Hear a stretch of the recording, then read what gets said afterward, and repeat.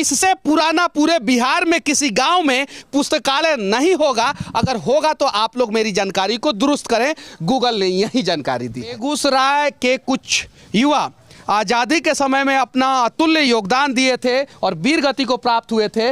वो 6 लोगों का यहाँ पे तस्वीर भी बनाया गया है और 6 लोगों का यहाँ पे नाम भी लिखा गया। राजभवन जो राष्ट्रपति वर्तमान रामनाथ कोविंद हैं उनके साथ काम कर चुके हैं और अभी जो है इस पुस्तकालय में जो है मतलब कि काम नहीं कर रहे हैं, इस पुस्तकालय को समय दे रहे हैं। 4 बेटी 1 बेटा, 3 बार विधायक रहे। आप अपने बेटा ओटा बेटी ओटी को सेटल क्यों नहीं किया? नहीं पूछे हैं एक बार भी कि इनके पिताजी कौन से पार्टी के विधायक थे।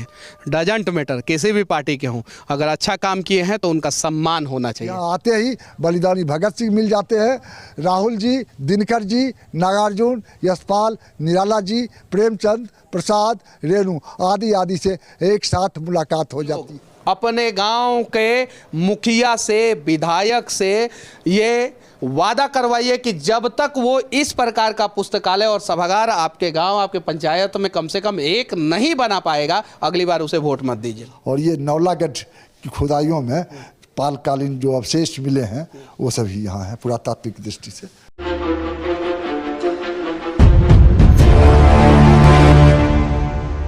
अभी मैं बिहार का इकलौता आदर्श ग्राम जिसे द लीजेंड गोदरगांवा कहते हैं वहां पे हूं और ये पूरे बिहार का इकलौता आदर्श ग्राम है। आप देख सकते हैं सामने एक भवन है, किसी बाहुबली का, किसी दबंग का, किसी नेता का भवन नहीं है। और यहाँ पे भी एक भवन है। ये जो भवन है वो बिहार का सबसे पुराना ग्रामीण पुस्तकालय वाला भवन है।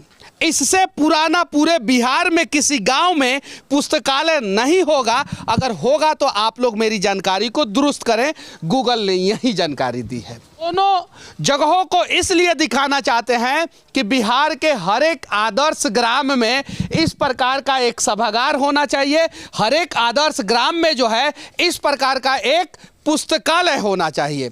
तो चलिए पहले पुस्तकालय के अंदर चलते हैं और इस पुस्तकालय का देख रेख जो है वर्तमान समय में यहाँ के कुछ स्थानीय लोग ही करते हैं। सामने एक महापुरुष खड़े हैं। मैं महापुरुष इसलिए कह रहा हूँ कि ये बिहार के हैं, 3 बार के विधायक रह चुके हैं। 1990 से लेके 2005 तक ये विधायक थे और जब चुनाव जो है वो पैसे का खेल हो गया तो इन्होंने चुनाव लड़ना छोड़ दिया और अपना पूरा जीवन जो है वो अपने गांव को समर्पित कर दिया। मुंबई में इनका परिवार रह सकता है, अमेरिका में आजकल नया फैशन चला है, बिहार के जितने भी विधायक हैं उनके बच्चे जो है अमेरिका या इंग्लैंड में रह रहे हैं। आप उठा के देख लीजिए, 243 में से 200 विधायक का यही स्थिति है। अब बाकी जो 43 बच्चे हैं उनके बच्चे जो है चुनाव लड़ रहे हैं। ये विधायक जी हैं और ये उनके बेटे हैं। ये क्या काम करते हैं पता है? ये करते हैं इस पुस्तकालय का देख रेख और अंदर जो है कंप्यूटर से टाइपराइटिंग ये सब चीज़ें करते हैं। चलिए एक सफ़र की शुरुआत करते हैं इनके साथ और बिहार के लोगों से कहना चाहता हूँ कि आप लोग भी अपने गांव में जो है इस प्रकार का एक पुस्तकालय का मांग करें। आप लोग भी अपने गांव में जो है इस प्रकार का एक सभागार का मांग करें। आप लेखक भी हैं और लगभग आधा दर्जन से ज़्यादा किताबों को आपने लिखा है। गांव के लोग जब सम्मान की नज़र से आपको देखते होंगे तो कैसा महसूस करते हैं? देखिए, सम्मान की निगाह से गांव के ही नहीं इलाके के लोग देखते हैं कि हमने सृजन का काम किया, विध्वंस का नहीं। और इसलिए जो सृजन को पसंद करेंगे वो हमको पसंद करेंगे। जो सृजन को पसंद करेंगे वो हमको पसंद करेंगे। और ये चाचा हैं, क्लासिफिकेशन मेरा इन्होंने अभी थोड़ी देर पहले कर दिया था। बहुत सारा सवाल इन्होंने पूछा था जिसका जवाब शायद मेरे पास नहीं था। बहुत महान कार्य कर रहे हैं। सारा बुक को जो है अलग अलग वर्गों में बांटा जा रहा है। इसके पहले इन्होंने विधानसभा में शायद से आप काम कर चुके हैं और उसके अलावा जो है अपने राजभवन जो राष्ट्रपति वर्तमान रामनाथ कोविंद हैं उनके साथ काम कर चुके हैं और अभी जो है इस पुस्तकालय में जो है मतलब कि काम नहीं कर रहे हैं, इस पुस्तकालय को समय दे रहे हैं। सही है कि नहीं है? कैसा महसूस कर रहे हैं इस पुस्तकालय में आके? इस पुस्तकालय में आके पुस्तकालय तो बहुत अच्छी है, जो हमको लगता है कि बिरले शायद राज्य भर में ऐसा ग्रामीण पुस्तकालय होगा। पूरे बिहार में किसी भी गांव में इस प्रकार का पुस्तकालय नहीं है। और यहाँ केवल क्लासिफिकेशन और अच्छी हो जाए, डिजिटाइजेशन हो जाए, तो यह पूरा बिहार के लिए एक मान्य पुस्तकालय हो जाएगा। और ये पूरे बिहार का धरोहर है। बिहार सरकार से मैं विनती करना चाहता हूँ कि इसे धरोहर के रूप में जो है लिया जाए, इसलिए क्योंकि इसकी स्थापना 1931 में हुई थी और भारत के स्वतंत्रता सेनानी, बेगूसराय के स्वतंत्रता सेनानियों ने किया था इसका स्थापना। उस समय खपड़े के घर में इसकी शुरुआत हुई थी। आज जो है इसका जो घर बना हुआ है उसमें सबसे बड़ा योगदान जो है इन्हीं का है। 1946 में जो प्यूनिटिव टैक्स लगा था गांव को, जो 1942 के आंदोलन में हिस्सा लेने के कारण, उससे इसका खपड़ैल भवन बना। और 1946 में जन सहयोग और NREP एक स्कीम थी, उसको दोनों को जोड़ के इसका आधुनिक भवन बना। सभी लोग जो है वो पुस्तकालय के संस्थापक हैं और इसकी स्थापना जो है 26 फरवरी 1931 में हुई थी। आगे चलते हैं और कुछ और चीज़ों को देखने का प्रयास करेंगे और आप लोगों को दिखाने का प्रयास करेंगे।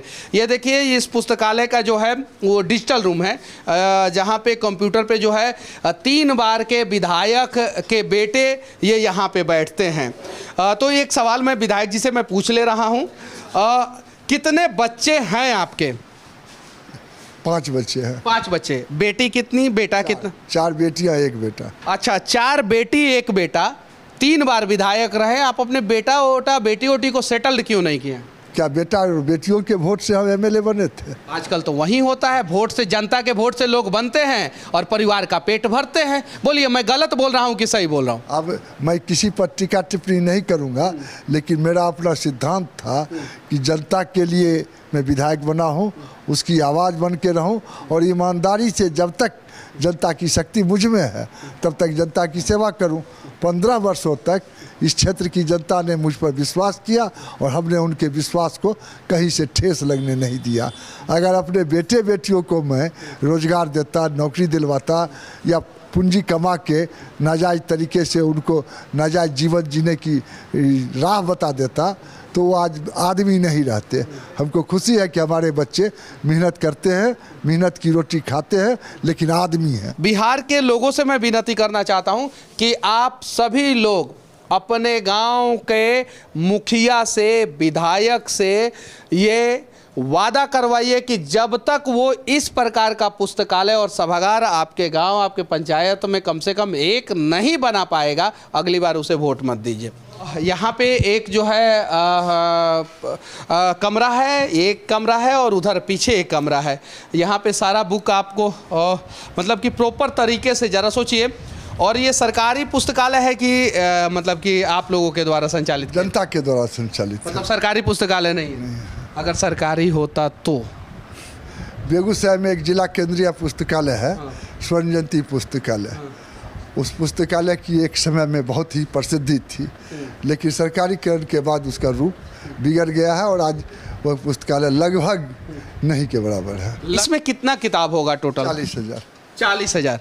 40,000 किताब है और ये 40,000 किताब को सही ढंग से रखा गया है और यहाँ के लोगों के अथक प्रयास से इसको सही ढंग से रखा गया है। ज़रा सोचिए, अगर सरकारी होता तो शायद जो है ये 40,000 किताब को चूहा जो है वो खा के ख़त्म कर दिया होता। सही है कि नहीं? बिल्कुल बिल्कुल बिल्कुल। संपूर्ण वेद जो है वो एक किताब में है। रामचरितमानस है, आदि श्री गुरु ग्रंथ साहिबा है, कुरान है, बाइबल है और देख सकते हैं ये सारा किताब जो है अलग अलग धर्मों का है और शांति से एक जगह पे है। कहीं इन दोनों के बीच में, इन सभी किताबों के बीच में युद्ध देख रहे हैं? नहीं।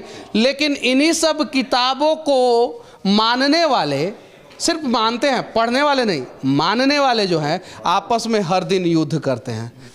नवाब सिराजुद्दौला का एक सैनिक था जिसे नवाब सिराजुद्दौला को बचाने के पुरस्कार में सिराजुद्दौला ने एक तलवार दी। इसमें 9 हीरे जड़े थे और ये 9 हीरे मुहर्रम के अवसर पर उसके किसी दोस्त ने निकाल लिया और वो पागल हो गया और ये तलवार पुस्तकालय को भेंट किया। ये एक ऐतिहासिक तलवार है और ये नौलागढ़ की खुदाइयों में पालकालीन जो अवशेष मिले हैं वो सभी यहाँ हैं पुरातात्विक दृष्टि से। मतलब कहने का ये अर्थ है कि ये पुस्तकालय के साथ साथ जो है जो यहाँ की संस्कृति सभ्यता और खुदाई में कुछ चीज़ें मिला हुआ है उसका भी संग्रहालय है, सही है कि नहीं है? ये सही है, संग्रहालय और पुस्तकालय और वाचनालय, ग्रंथालय, ये सबों का एक संयुक्त रूप है। हमको तो देश में इस तरह का पुस्तकालय कहीं बहुआयामी चरित्र का नहीं मिला है। जरा सोचिए, पूरे भारत में इस प्रकार का गांव में शायद से पुस्तकालय नहीं होगा। तो बेगूसराय के जितने भी समाजसेवी हैं, जितने भी युवा हैं, जितने भी क्रांतिकारी लोग हैं, जितने भी पत्रकार हैं, यहाँ पे आए, पूरे बिहार के पत्रकार यहाँ पे आए और इन सब चीज़ों को दिखाएं। स्थापना 1931 में हुआ था इस पुस्तकालय का।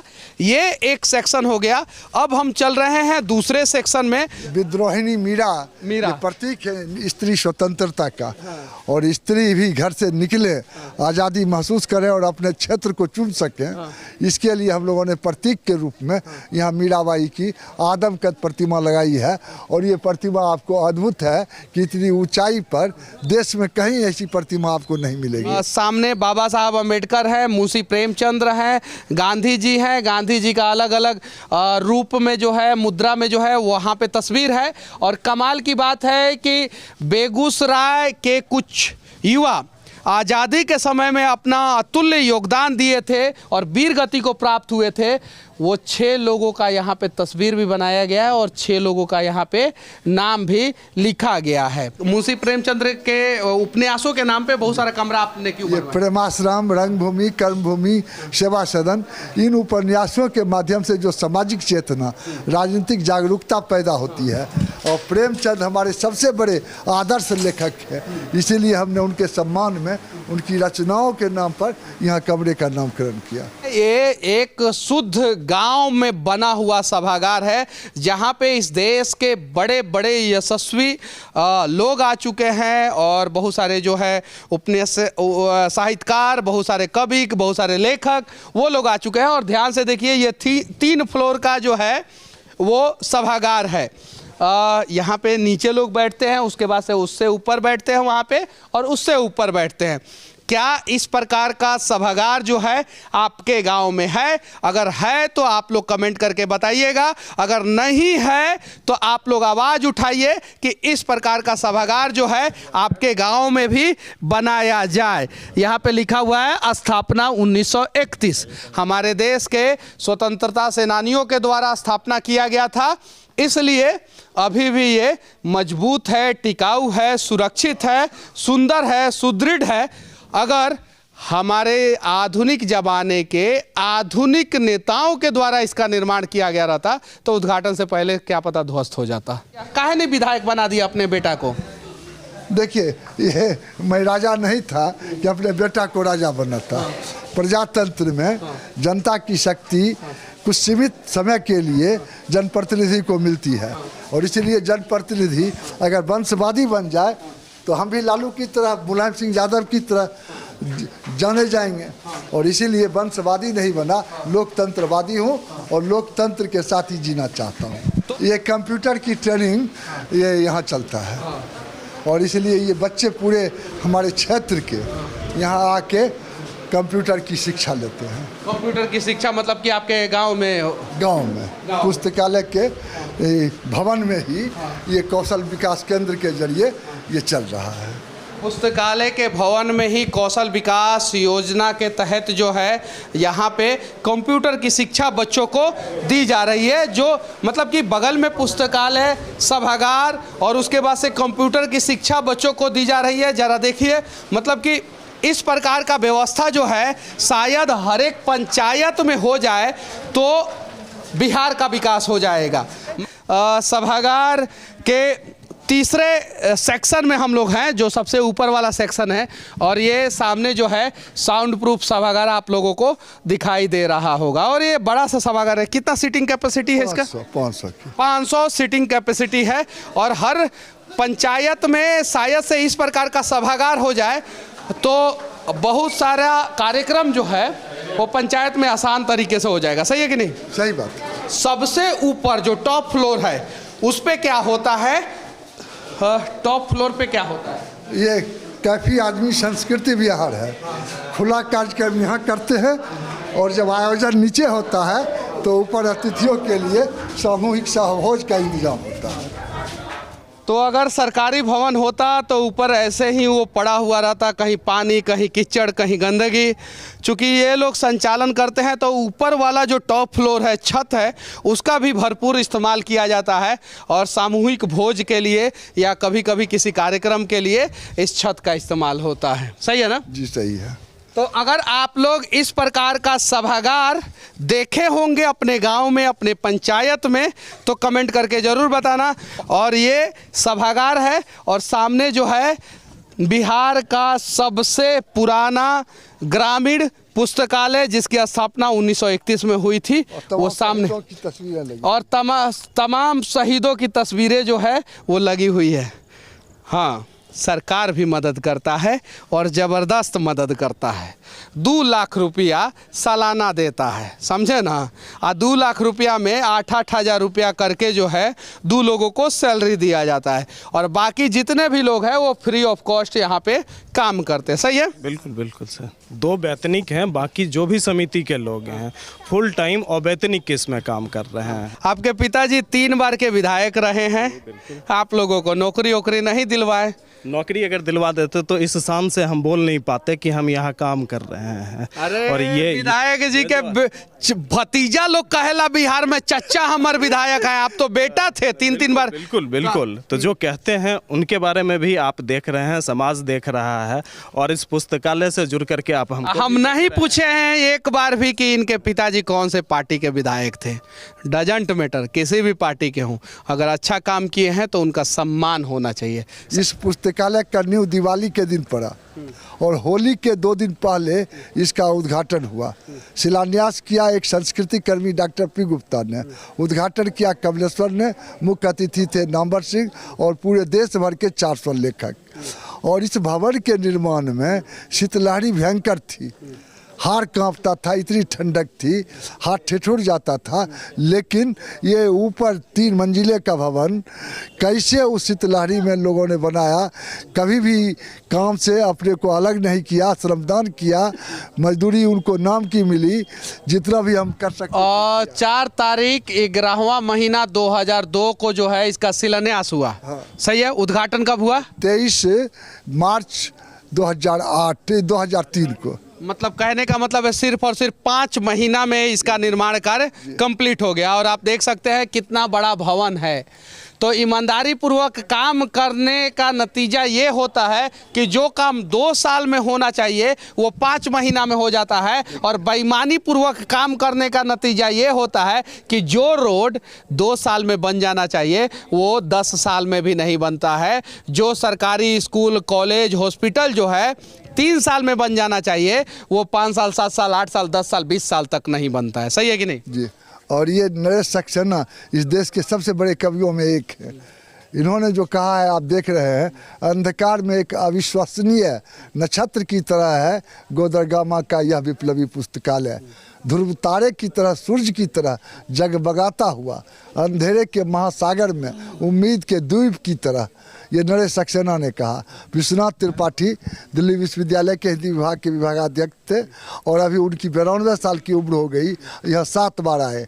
उन्होंने लिखा, यह पुस्तकालय एक भारत की निर्मात्री चेतना का प्रतीक और हमारी सांस्कृतिक चेतना का संकेत करने वाला है।